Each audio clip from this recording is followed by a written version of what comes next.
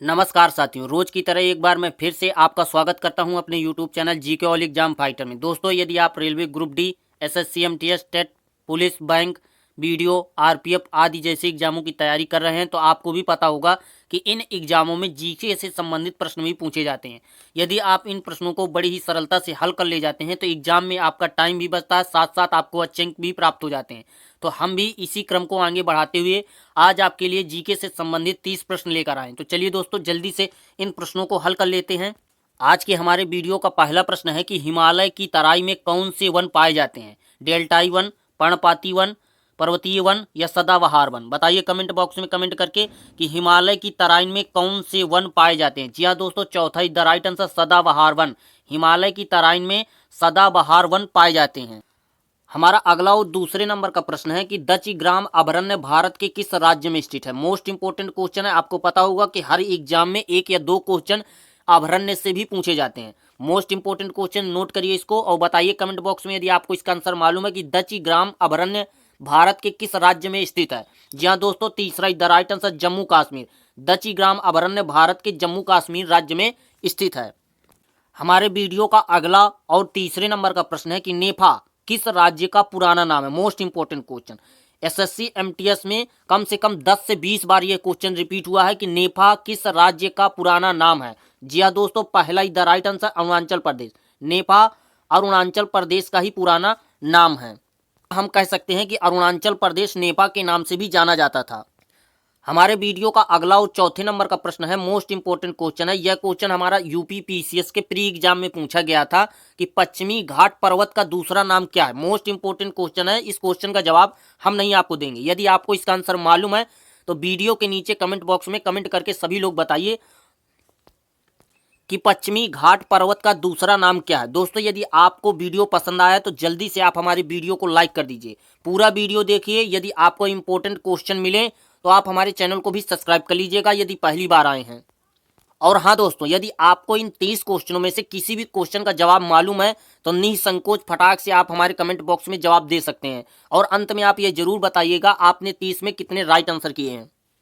हमारा अगला और पांचवें नंबर का प्रश्न है कि हेपेटाइटिस रोग शरीर के किस अंग को प्रभावित करता है? मोस्ट इंपोर्टेंट क्वेश्चन है। यह यूपी टेट में, जी हाँ दोस्तों, यूपी टेट में 2021 में पूछा गया प्रश्न है कि हेपेटाइटिस शरीर के किस अंग को प्रभावित करता है। 4 अंग दिए गए, फेफड़ा, गुर्दा, हृदय और यकृत।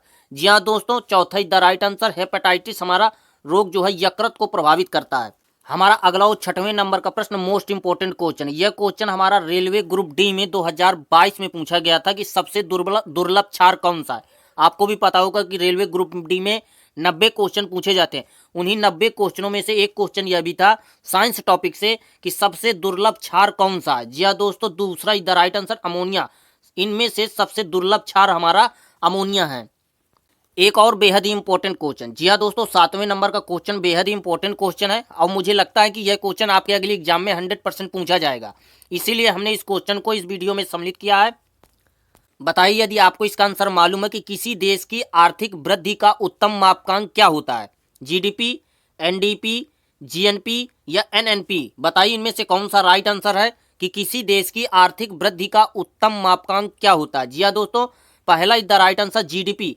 जीडीपी ही किसी देश की आर्थिक वृद्धि का उत्तम मापकांक होता है।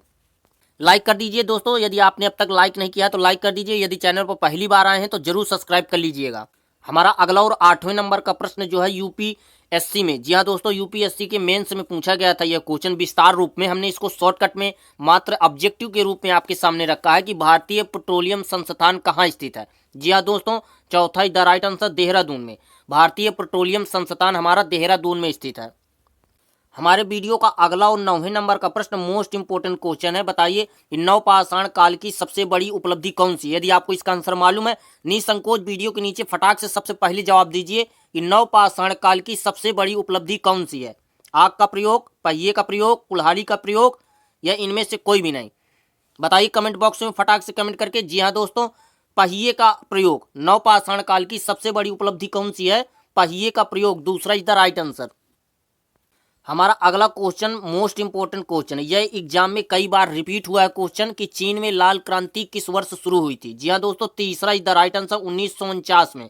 1949 में चीन में लाल क्रांति शुरू हुई थी। मोस्ट इंपोर्टेंट क्वेश्चन है, एग्जाम का रिपीटेड क्वेश्चन है। हमारा अगला और 11वें नंबर का प्रश्न मोस्ट इंपोर्टेंट क्वेश्चन है। आप इसको तुरंत रफ कॉपी में नोट करिए। यदि आपको इसका आंसर मालूम है तो मानिए कि आपकी तैयारी बढ़िया चल रही है जीके की। फटाक से कमेंट करके बताइए कि प्रथम एशियाई खेल में कितने देश सम्मिलित हुए थे। जी हाँ दोस्तों, चौथा इज द राइट आंसर 11। प्रथम एशियाई खेल में कितने देश सम्मिलित हुए थे? 11 देश सम्मिलित हुए थे। हमारे वीडियो का अगला और 12वें नंबर का प्रश्न, यह भी मोस्ट इंपोर्टेंट है और एग्जाम का रिपीटेड क्वेश्चन है। यह हमारा इकोनॉमी से पूछा गया प्रश्न है 2022 में यूपीएससी में, कि व्यापार संतुलन प्रतिकूल होता है जब आयात निर्यात से होता है। एक बार फिर से आपके लिए क्वेश्चन को रिपीट कर देते हैं कि व्यापार संतुलन प्रतिकूल होता है जब आयात निर्यात से होता है। अधिक, कम, समान या इनमें से कोई भी नहीं या कुछ भी नहीं? बताइए कमेंट करके यदि आपको इसका आंसर मालूम है। जी हाँ दोस्तों, पहला इज द राइट आंसर, अधिक। व्यापार संतुलन प्रतिकूल होता है जब आयात निर्यात से अधिक होता है। गलत बात है। जी हाँ दोस्तों, बिल्कुल गलत बात है। यदि आपने अब तक हमारी वीडियो को लाइक नहीं किया है तो जल्दी से आप हमारी वीडियो को लाइक कर दीजिए। पहली बार आए हैं तो सब्सक्राइब कर लीजिए। बताइए कि प्रथम विद्युत रेलवे किस वर्ष चलाई गई थी? जी हाँ दोस्तों, तीसरा इज द राइट आंसर 1925 में। प्रथम विद्युत रेलवे 1925 में चलाई गई थी। हमारा अगला और 14वें नंबर का प्रश्न है कि भारत के दार्शनिक राष्ट्रपति कौन से? 4 राष्ट्रपति दिए गए हैं, ज्ञानी जैल सिंह, डॉक्टर राधाकृष्णन, प्रणब मुखर्जी, नरेंद्र मोदी। आपको बताना है कि भारत के दार्शनिक राष्ट्रपति कौन थे। जी हाँ दोस्तों, दूसरा is the right answer, doctor Radhakrishnan. Doctor Radhakrishnan Bharat के दार्शनिक राष्ट्रपति थे। हमारे वीडियो का अगला क्वेश्चन जो है 15वें नंबर का दिवस टॉपिक से रिलेटेड है। जी हाँ दोस्तों, आपको पता होगा कि हर एग्जाम में एक क्वेश्चन, कम से कम 1 या 2 क्वेश्चन दिवस टॉपिक से पूछे जाते हैं। हो सकता है यही क्वेश्चन दिवस टॉपिक से आपके एग्जाम में भी पूछा जाए कि विश्व स्वास्थ्य दिवस किस तिथि को मनाया जाता है? बताइए कमेंट बॉक्स में कमेंट करके। जी हाँ दोस्तों, चौथा द राइट आंसर 7 अप्रैल को। 7 अप्रैल को विश्व स्वास्थ्य दिवस के रूप में मनाया जाता है। हमारा अगला क्वेश्चन है कि सोमपैंस कहाँ के निवासी हैं? बताइए कमेंट बॉक्स में। मोस्ट इंपोर्टेंट क्वेश्चन है यह क्वेश्चन। मुझे यकीन है कि 100% आपके अगले एग्जाम में पूछा जाएगा कि सोमपैंस कहाँ के निवासी हैं। जी हाँ दोस्तों, पहला is the right answer, Nicobar के। सोमपैंस कहाँ के निवासी हैं? निकोबार के निवासी हैं। हमारे वीडियो का अगला और 17वें नंबर का प्रश्न मोस्ट इंपोर्टेंट है। यह क्वेश्चन हाल ही में यूपी पुलिस में 5 दिनों की जो परीक्षा चली थी उसमें यह क्वेश्चन पूछा गया था कि नेशनल टेनिस एकेडमी कहाँ स्थित है।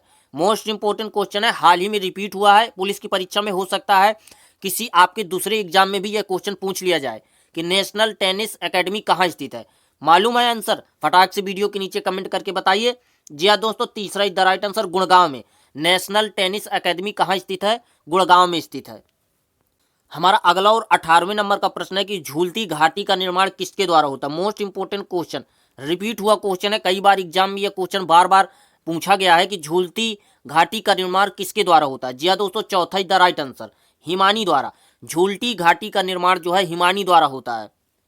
हमारे वीडियो का अगला और 19वें नंबर का प्रश्न मोस्ट इंपोर्टेंट क्वेश्चन है, क्योंकि यह क्वेश्चन 2018 में रेलवे ग्रुप डी में साइंस के टॉपिक में से पूछा गया था। यह क्वेश्चन कि प्रेरकत्व की इकाई क्या है। जो 90 क्वेश्चन पूछे गए थे उनमें से साइंस टॉपिक से एक क्वेश्चन यह भी था कि प्रेरकत्व की इकाई क्या है। बताइए कमेंट बॉक्स में। जी हाँ दोस्तों, तीसरा is the right answer, henry. प्रेरकत्व की इकाई क्या है? हेनरी है। हमारे वीडियो का अगला और 20वें नंबर का प्रश्न मोस्ट इंपोर्टेंट क्वेश्चन है। मैं आपसे कहता हूं कि सबसे पहले आप पेन कॉपी उठाइए और आराम से इस क्वेश्चन को नोट करिए, क्योंकि मुझे यकीन है कि आपके अगले एग्जाम में हो सकता है यह क्वेश्चन 100% इस बार पूछा जाएगा कि अंतरिक्ष यान जो कोलंबिया था वह किस वर्ष दुर्घटनाग्रस्त हुई थी। बताइए कमेंट बॉक्स में यदि आपको आंसर मालूम है, आप एक लंबे समय से तैयारी करने वाले स्टूडेंट हैं। जी हाँ दोस्तों, पहला इज द राइट आंसर, 1 फरवरी 2003 को यान कोलंबिया दुर्घटनाग्रस्त हो गई थी। हमारा अगला और 21वें नंबर का प्रश्न है कि डच कहाँ के निवासी थे। मोस्ट इंपोर्टेंट क्वेश्चन, इसका तो आंसर आपको मालूम होगा, बिल्कुल इजी क्वेश्चन है। जवाब दीजिए वीडियो के नीचे कमेंट बॉक्स में कि डच कहाँ के निवासी थे। जी हाँ दोस्तों, दूसरा is the right answer, Holland के। डच हमारे हॉलैंड निवासी थे। हमारे वीडियो का अगला और 22वें नंबर का प्रश्न है कि अंतरिक्ष यात्री कल्पना चावला की मृत्यु किस सन में हुई थी। जी हाँ दोस्तों, चौथा इज द राइट आंसर, 1903 में अंतरिक्ष यात्री कल्पना चावला की मृत्यु जो है सन 1903 में हुई थी। दोस्तों, मैं आपसे रिक्वेस्ट करना चाहता हूं कि यदि आपको हमारा वीडियो अच्छा लगा है तो जल्दी से आप हमारी इस वीडियो को लाइक कर दीजिए, क्योंकि वीडियो का अब अंतिम दौर चल रहा है। यदि आप पूरा वीडियो आराम से आप पूरा वीडियो देखिए, यदि आपको इस वीडियो में इंपॉर्टेंट क्वेश्चन मिले, आपको लगे कि जीके के लिए यह चैनल मोस्ट इंपॉर्टेंट और बेस्ट है, तो आप हमारे चैनल को भी सब्सक्राइब कर लीजिएगा। और बताइए कि वर्जिन एयरलाइंस किस देश का विमान है। जी हाँ दोस्तों, 23वें नंबर का प्रश्न है कि वर्जिन एयरलाइंस किस देश का विमान है। जी हाँ दोस्तों, तीसरा द राइट आंसर ब्रिटेन का। वर्जिन एयरलाइंस ब्रिटेन देश का विमान है। हमारा अगला क्वेश्चन है कि हैदराबाद किस नदी के किनारे स्थित है। मोस्ट इंपोर्टेंट क्वेश्चन और कई बार का एग्जाम का रिपीटेड क्वेश्चन है, ये कई बार पूछा गया है कि हैदराबाद किस नदी के किनारे बसा हुआ है। जी हाँ दोस्तों, पहला the right answer Musi. Hyderabad हमारा मूसी नदी के किनारे बसा हुआ है। हमारे वीडियो का अगला और 25वें नंबर का प्रश्न मोस्ट इंपोर्टेंट क्वेश्चन है, क्योंकि हर एग्जाम में एक क्वेश्चन जो है नदी, पर्वत, पठार, बांध इत्यादि से कम एक क्वेश्चन पूछा जाता है। यह क्वेश्चन भी हमारा झील से संबंधित क्वेश्चन है कि सबसे बड़ी मानव निर्मित झील कौन सी है। जी हाँ दोस्तों, तीसरा द राइट आंसर गोविंद सागर झील। सबसे बड़ी झील कौन सी है मानव निर्मित? गोविंद सागर झील सबसे बड़ी झील है मानव निर्मित, यह ध्यान रखिएगा, मानव निर्मित झील है सबसे बड़ी गोविंद सागर झील। हमारे वीडियो का अगला 26वें नंबर का प्रश्न है कि सऊदी अरब की मुद्रा क्या है। जी हाँ दोस्तों, एक क्वेश्चन विदेशों की मुद्राएं और राजधानियों से भी पूछा जाता है। हो सकता है यही क्वेश्चन आपके अगले एग्जाम में छपे कि सऊदी अरब की मुद्रा क्या है। आप विदेशों की राजधानियां और विदेशों के राष्ट्रीय पशु और विदेशों की मुद्राएं याद कर लीजिएगा, क्योंकि हर बार कम से कम एक क्वेश्चन तो इन टॉपिकों से पूछा ही जाता है कि सऊदी अरब की मुद्रा क्या है। जी हाँ दोस्तों, रियाल। चौथा द राइट आंसर, सऊदी अरब की मुद्रा हमारी रियाल है। हमारा अगला क्वेश्चन है कि सर्वाधिक मक्के का उत्पादन किस देश में होता है। यह सर्वाधिक मक्के का उत्पादन कौन सा देश करता है। 4 देश दिए गए हैं, संयुक्त राज्य अमेरिका, चीन, मलेशिया, ब्राजील। आपको इन्हीं चारों विकल्पों में से चुन करके कमेंट बॉक्स में जवाब देना है कि सर्वाधिक मक्के का उत्पादन करने वाला देश कौन सा है। जी हाँ दोस्तों, पहला द राइट आंसर संयुक्त राज्य अमेरिका। संयुक्त राज्य अमेरिका इन चारों देशों में से सर्वाधिक मक्के का उत्पादन करने वाला देश है। हमारे वीडियो का अगला और 28वें नंबर का प्रश्न मोस्ट इंपोर्टेंट है और कई बार का एग्जाम का रिपीटेड क्वेश्चन है। 20 बार अलग अलग एग्जामों में यह क्वेश्चन पूछा गया है। राष्ट्रीय उद्यान से संबंधित क्वेश्चन है और हर को एग्जाम में किसी भी चीज का एग्जाम दे रहे हो, कम से कम एक क्वेश्चन राष्ट्रीय उद्यान से बनता ही बनता है। बताइए कि फूलों की घाटी राष्ट्रीय उद्यान कहाँ स्थित है। हो सकता है यही क्वेश्चन यदि आपके एग्जाम पेपर में छप गया तो क्या करेंगे आप, कौन सा टिक करेंगे। जी हाँ दोस्तों, चौथा द राइट आंसर फूलों की घाटी राष्ट्रीय उद्यान हमारा उत्तराखंड में स्थित है।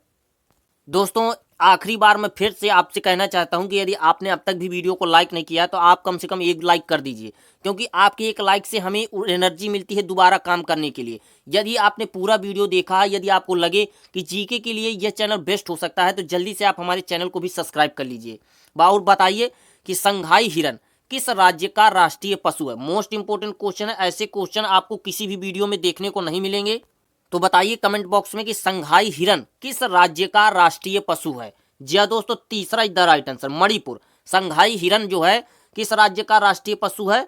मणिपुर राज्य का राष्ट्रीय पशु है संघाई हिरन। हमारे वीडियो का अंतिम और 30वें नंबर का प्रश्न है कि ओखला पक्षी अभयारण्य को और किस नाम से जाना जाता है। जो ओखला पक्षी अभयारण्य है इसको और किस दूसरे नाम से जाना जाता है। 4 प्रकार के अभयारण्य दिए गए हैं। शहीद चंद्रशेखर आजाद अभयारण्य, सुल्तानपुर अभयारण्य, नंदा देवी राष्ट्रीय अभयारण्य, सुंदरवन टाइगर रिजर्व अभयारण्य। बताइए इनमें से ओखला पक्षी अभयारण्य को और किस दूसरे नाम से जाना जाता है। पहला द राइट आंसर शहीद चंद्रशेखर आजाद अभयारण्य। ओखला पक्षी अभयारण्य को शहीद चंद्रशेखर आजाद अभयारण्य के नाम से जाना जाता है। नमस्कार साथियों, जीके ऑल एग्जाम फाइटर को जरूर याद रखिएगा।